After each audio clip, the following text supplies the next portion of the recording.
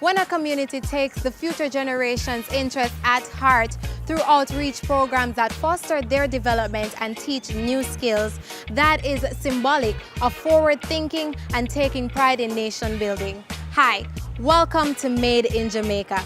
I'm Arnalique Kelly. This week we journey to Trenchtown, the home of the Trenchtown Ceramics and Art Center.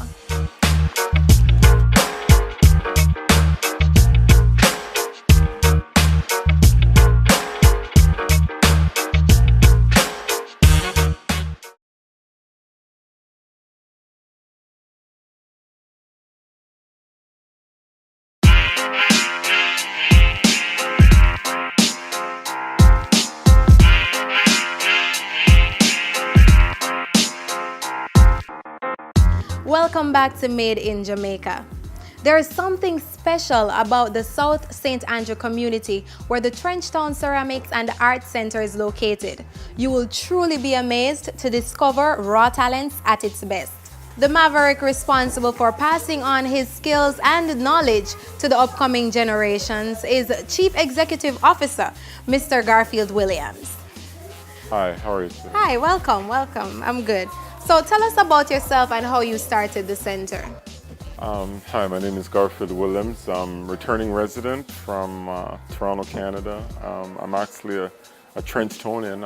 I left Trenchtown when I was 6 years old and returned from Toronto in about 2002 and found myself here now in Trenchtown in 2012, dealing with the kids and the community, and I'm hosting this small outreach program to actually give back to the community, have the kids indulging in some type of skill that, it's beneficial to them, something that could, have them have something to do after school and on weekends instead of being on the streets causing trouble, And how long have you been in operation?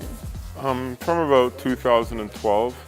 But that's since I reached Trenchtown. I was actually doing this skill or this training process in Balaclava, St. Elizabeth. I was doing an outreach program there on weekends with kids. We did a couple of workshops. I think a 2-year workshop with Balaclava High School. And JBDC actually found me and, convinced me that I should come to town.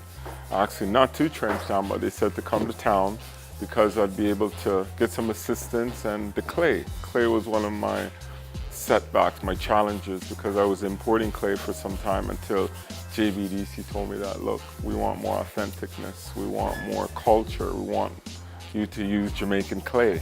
So that's how I found myself coming to Kingston, because they told me that a lot of clay is here that I could just utilize with all the different molds that I have here.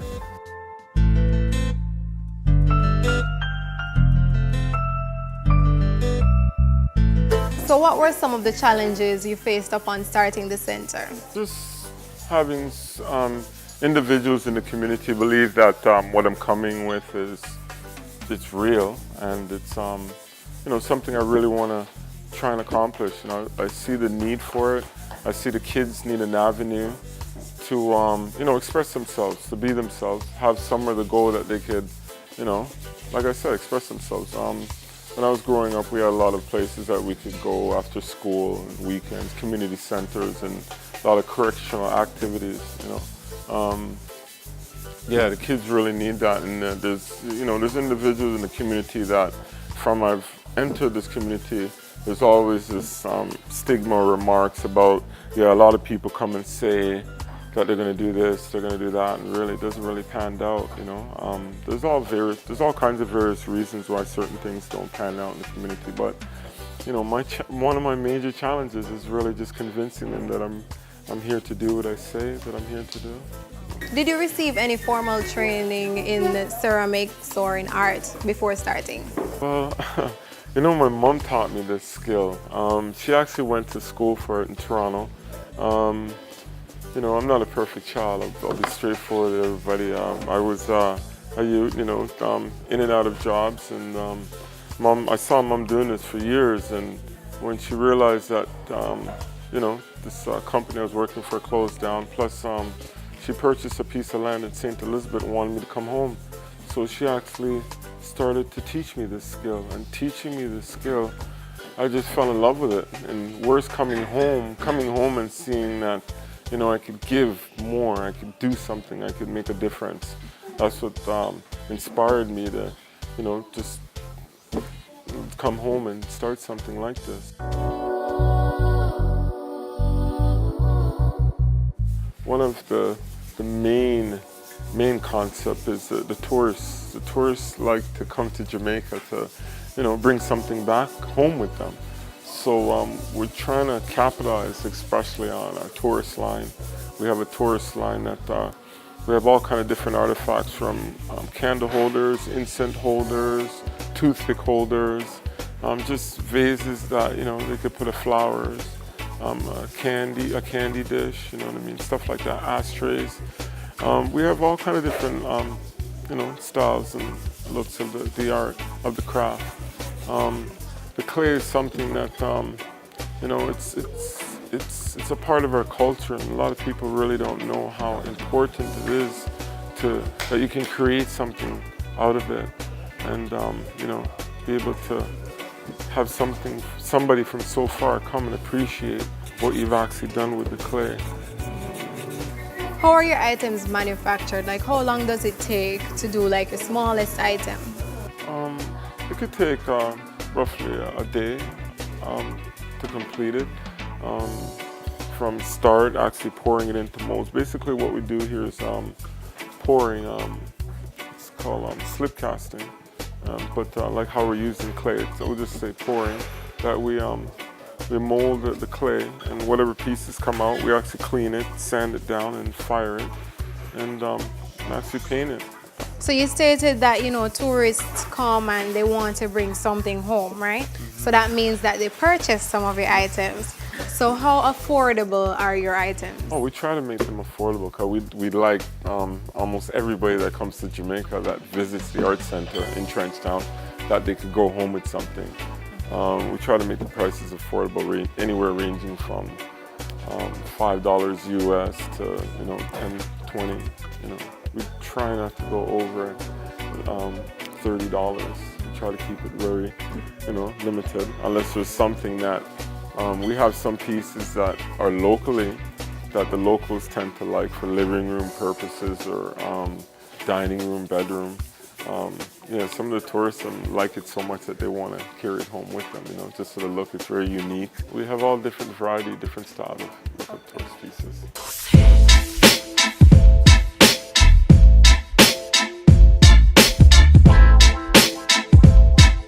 In a sense where the kids, they have you'd say a safe haven, somewhere to come after school on weekends, somewhere that's actually keeping them out of trouble.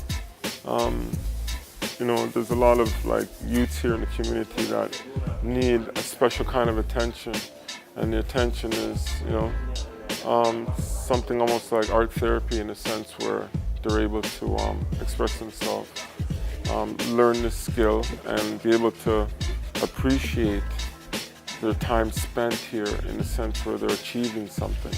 You know what I mean?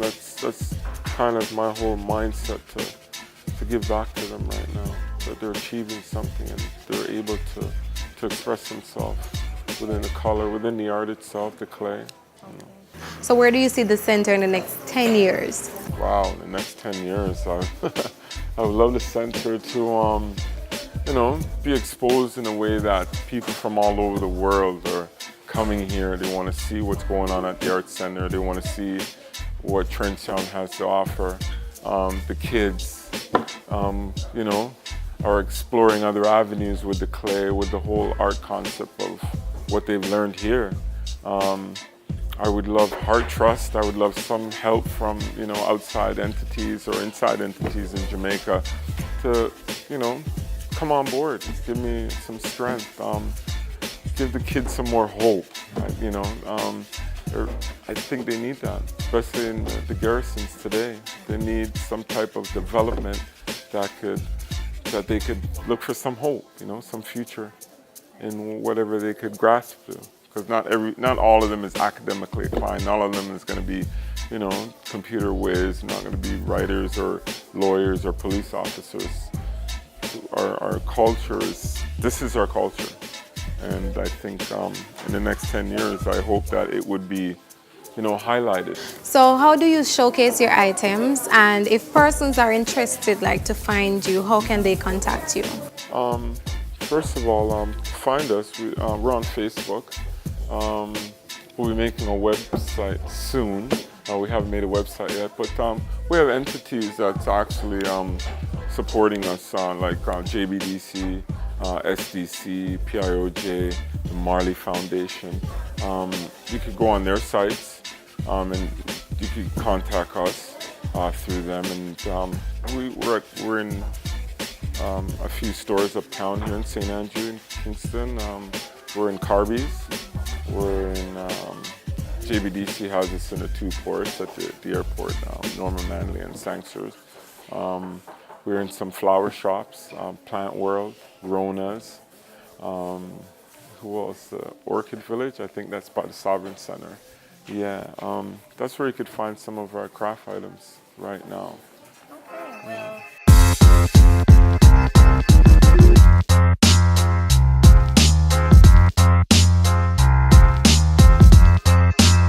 I am totally amazed, and I'm sure that our viewers are amazed as well, and we do wish you all the best, and we wish you all the success for the Trenchtown Ceramics and Art Center. Thank you very much. All right, thank you.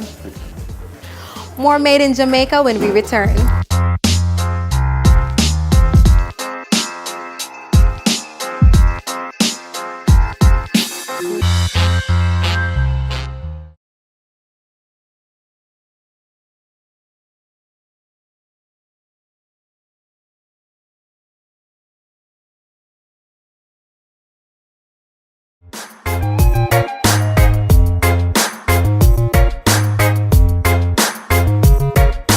Welcome back to Made in Jamaica.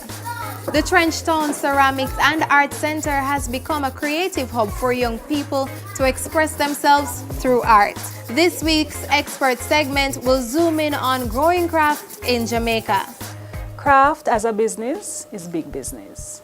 And whilst in many cases in Jamaica it starts out very fluid as a hobby, as something I pick up because, you know, I've lost my job or I'm going to be redundant, it is something that has great potential. And there are a lot of people who have been doing craft for many years. I can think of a Cecile Brown, for example, who has been doing craft production for the last 40 years and has become a master at what she does, working with a Jippy Japper straw. It's a big business. Starts out small most times, you know, just an individual with an idea and a skill that they may have learned from a grandma, an aunt, maybe just the man on the corner who used to be the tailor. And that's just the nature of craft. It's, as I said, it's very fluid, very organic. And because of that nature of craft, sometimes it's not taken seriously. So individuals think that, well, you know, I see the artisan at a craft fair, for example, I can go and barter with him because, you know, he's in make it. But there's a lot more to craft.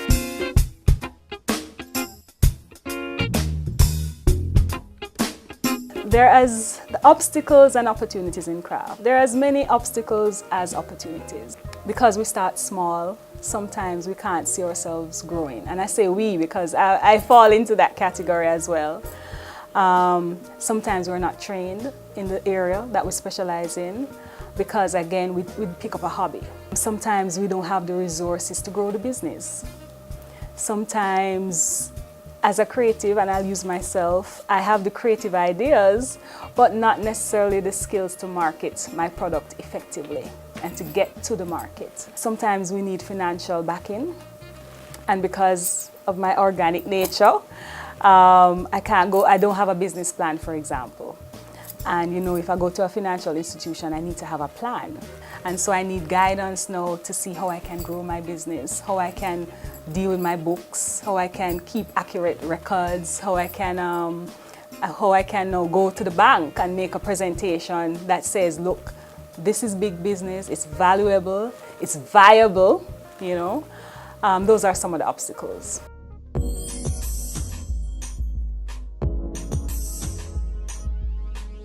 Big opportunities in craft. There's a tourism industry. We have just about 3 million tourists coming to Jamaica. And for each of those tourists who come to Jamaica, they want to take back a piece of Jamaica. So can you imagine if they're taking back products that are made in Jamaica by Jamaicans? That's a big opportunity there. I like to say, you know, for that 3.5 million, I just want 1% of that pie, you know. And if I can consistently supply that 1%, that's a big opportunity there for me as an individual, much less the many craft producers that we have around the island. There's also opportunity for our local consumption. More of us Jamaicans need to buy into that idea of supporting the local craft industry. So we adorn our homes with art, functional items, you know, wooden bowls. If you look over here, we have Alison Sinclair's vase. She also does urns, you know. We have placemats from Bellina. There's so many things. We have photography from Donette Zaka, for example, that falls into that category as well. So there are many things that we can use in our home as well as to accentuate our home on the local level that says, you know, let me support the local industry. There's opportunity for export. You know, authentic products from Jamaica to the diaspora is another exciting opportunity. So many of them are so far away from home that they want a piece of home. So, you know, they say a rooster, they say something with a rooster and they go like, yes man, I remember when I used to grow up in the country. You send them hot pepper sauce and they're excited by that. So there's that whole diaspora who's waiting for authentic products. It could be straw products, it could be alabaster, it could be lignum vitae, you know, products made from the lignum vitae tree. Many opportunities, I say personally, that exists. You know, we just need to find those avenues, tap into them, find the markets. Once we understand the markets, because there are different levels within the market, and once we can supply those markets consistently, I like to say if I have 1% of the tourist market, I'm good. Because I can supply my product consistently at the right price, at a good quality, that 1% for me can do volumes, you know?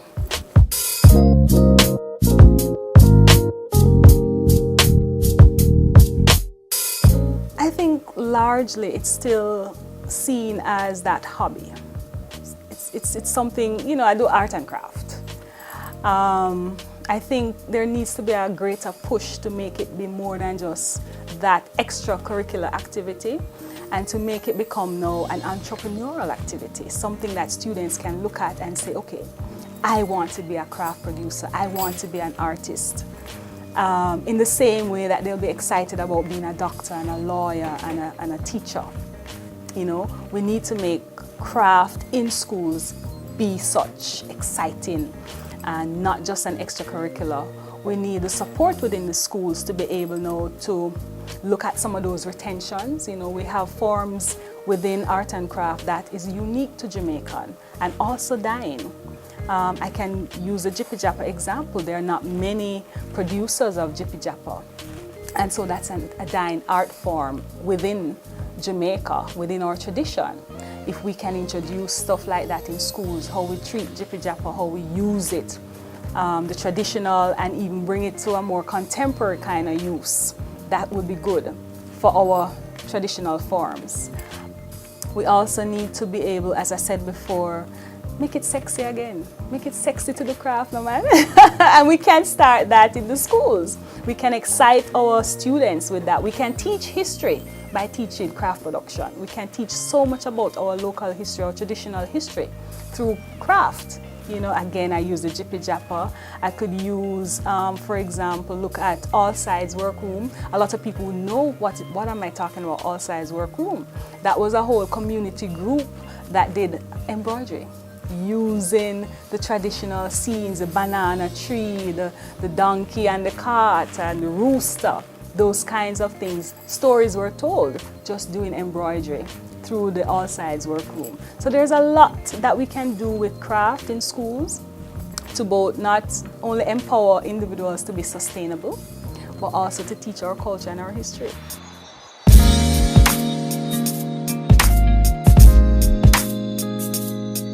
because first of all, it's all part of that Build Jamaica by Jamaica. Brand Jamaica. I mean, when you look at locally produced craft and when you buy locally produced craft, you're supporting your local producers, you're supporting your people at the grassroots. So that in and of itself should be a motivator.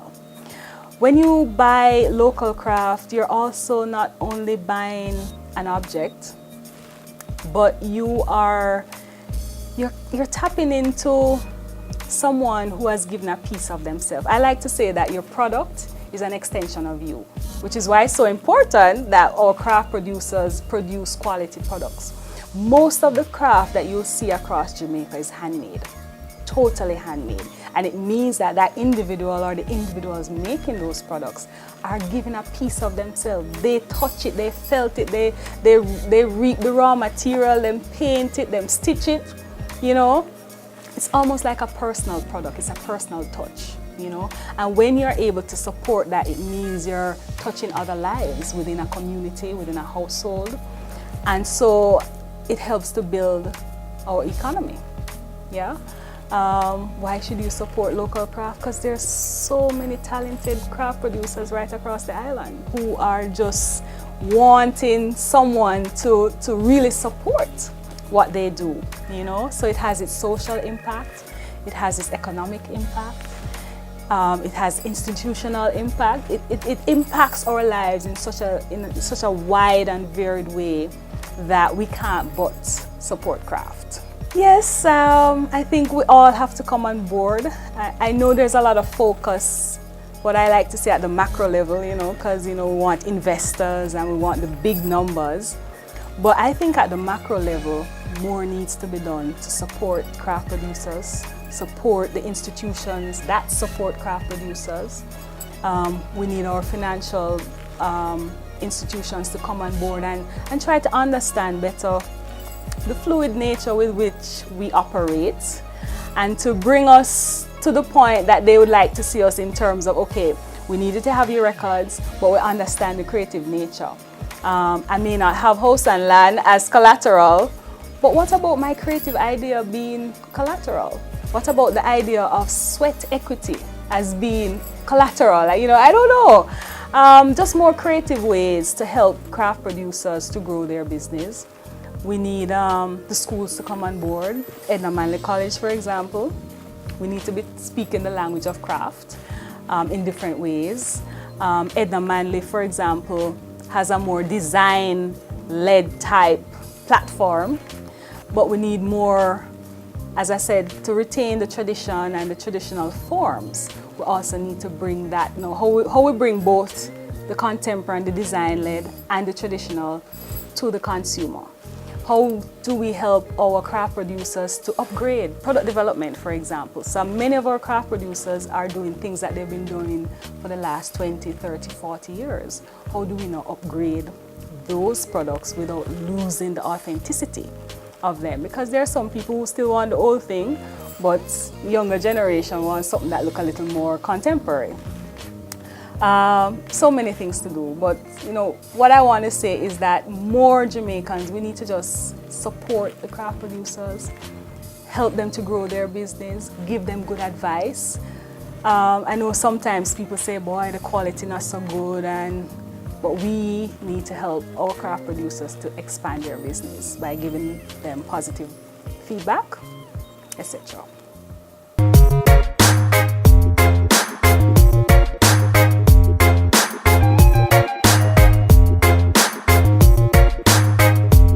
Give a man a fish and he'll come back for more. But teach him to fish and he'll learn to feed his family. A haven for young people, the Trenchtown Ceramics and Art Center is teaching and inspiring young people to become self-reliant and independent by sharing the skill of art and ceramics. We wish them all the best. Send us an email at cptcmadeinjamaica@gmail.com and tell us about your locally made products. Give us your feedback on our Facebook page at CPTC Made in Jamaica. That's all the time we have for this week, but tune in next week, same place, same time for another inspiring story on Made in Jamaica. I'm Arnolique Kelly. Take care.